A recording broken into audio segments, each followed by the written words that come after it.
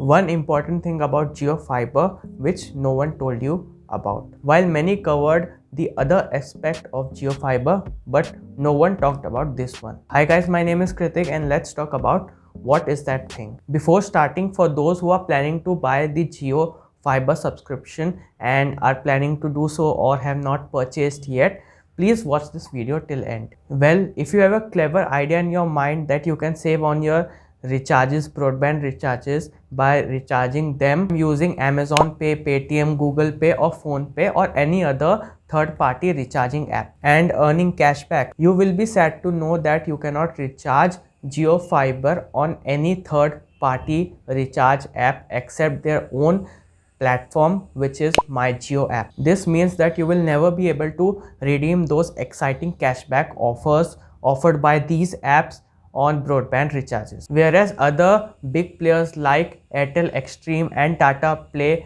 Broadband, they have their recharges supported on these third-party payment app, which means you can redeem those cashbacks and save on your monthly or yearly broadband bills. Also, for those who are completely unaware of the Jio Fiber and have only heard about the monthly rupees 399 plan, do note that it has 18% GST which is added to the final cost of the monthly recharge, which makes it rupees 471 approx per month, and respective amount for the other plan as per their rate. But should this stop you from getting Jio Fiber? In my region, Jio Fiber is one of the top performers in the market and I have been using this for more than 6 months now. I have been using the rupees 399 monthly plan and it has always offered me the promised speed, which is 30 Mbps upload and download. 30 megabits per second is equal to approximate of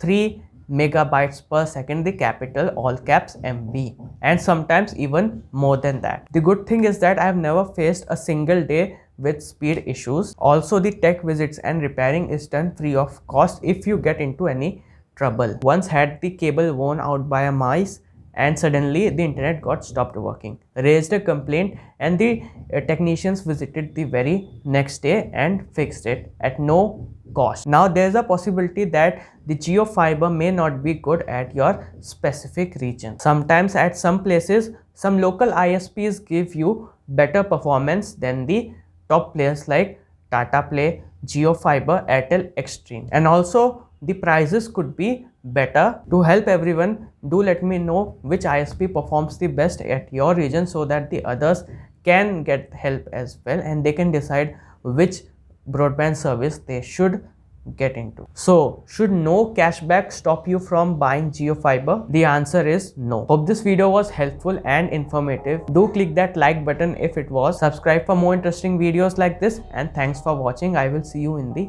next one.